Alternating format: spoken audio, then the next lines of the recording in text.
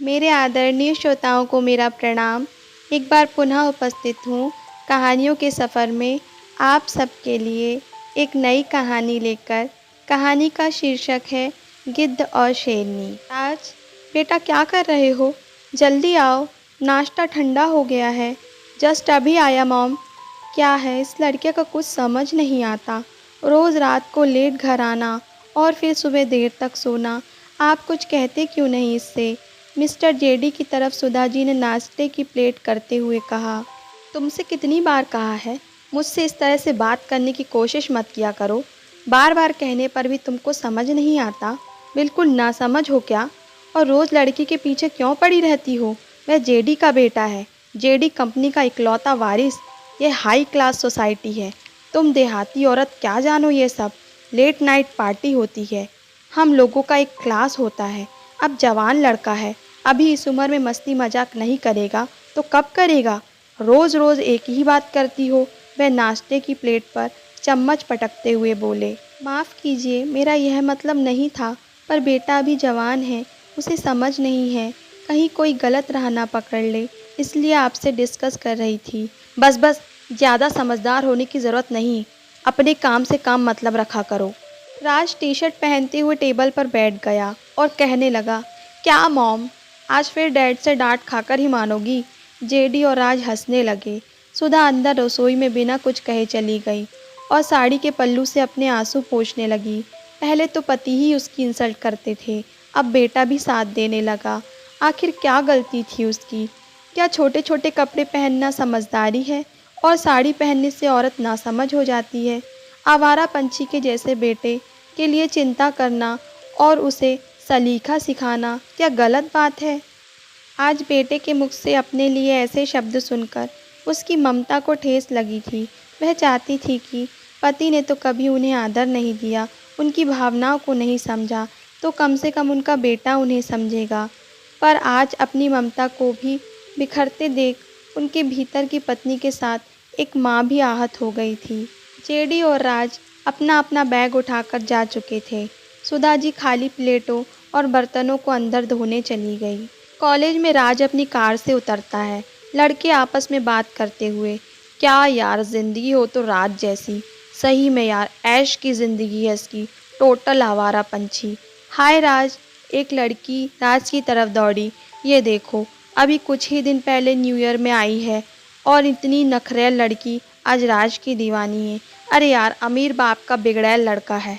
लड़कियों को ऐसे ही लड़के पसंद है जो चिराग के जिन्न की तरह उनकी विश पूरी करे। चलो जाने दो यार, हमें क्या, सब क्लासरूम में जाने लगते हैं। राज, आज मेरा बर्थडे है, शाम को पार्टी है और तुम्हें आना है ज़रूर। क्या आज तुम्हारा बर्थडे है? तुमने बताया क्यों नहीं? ओह शिट यार, मैं भी कितना बेवकूफ़ लड़का हूँ। अभी नई नई गर्लफ्रेंड बनाई है और उसका बर्थडे भी नहीं पता। सॉरी यार, इट्स ओके, एक अच्छा सा गिफ्ट ले आना विथ फ्लावर। दोनों हंसने लगे। ओके बाय राज, मिलते हैं रात में 8 बजे। मैं एड्रेस व्हाट्सअप कर दूंगी, वह जाते हुए कहने लगी। राज फाइनल ईयर का स्टूडेंट था और मीटू से उसकी फ्रेंडशिप अभी महीने भर पहले हुई थी। रात 8 बजे राज ब्लैक शर्ट और ब्लैक जीन्स पहने हुए परफ्यूम लगा रहा था। मॉम, मैं लेट हो जाऊंगा, डिनर पर मेरा वेट मत करना। लेकिन तुम जा कहाँ रहे हो? यार मॉम, कितने बार कहा है, सिर्फ सुन लिया करो, सवाल मत पूछा करो। वह गुस्से में दरवाजे को ज़ोर से बंद करते हुए चला गया। जेडी भी अक्सर लेट आते थे। बेटा भी अब उन्हीं के नक्शे कदम पर चलने लगा। इस घर में सुधा जी लगभग अकेली सी हो गई। मीतू का घर, डोरबेल बजी। अरे तुम आ गए। Hey you looking so beautiful. Thanks, Meetu ने कहा। तुम बैठो, मैं पानी लेकर आती हूँ। क्या यार, आज सिर्फ पानी, कोई ड्रिंक विंक नहीं मिलेगी? हाँ हाँ, लाती हूँ, पहले पानी तो पियो। चलो पानी ही सही।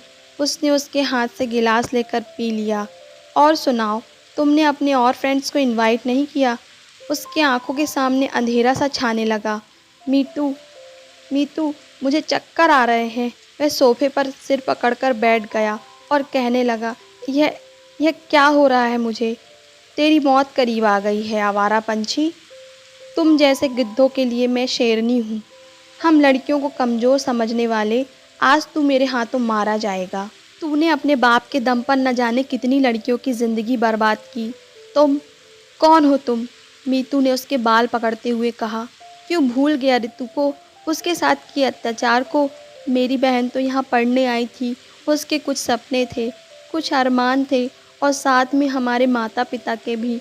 लेकिन तुम जैसे रईस बाप के बिगड़े शहजादों ने हमारी जैसी कई लड़कियों के पंख काट दिए और फिर उन मासूम लड़कियों की कहीं भी सुनवाई नहीं हुई।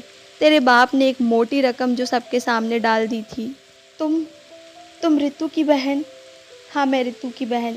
जब उसने समाज से तंग आकर आत्महत्या कर ली, तभी मैंने तेरे जैसे पंछियों के पर काटने का प्रण ले लिया और आज मैं तेरे जैसे आवारा पंछी को अपने जाल में फंसाकर तुझे इस दुनिया से हमेशा के लिए आज़ाद कर दूंगी।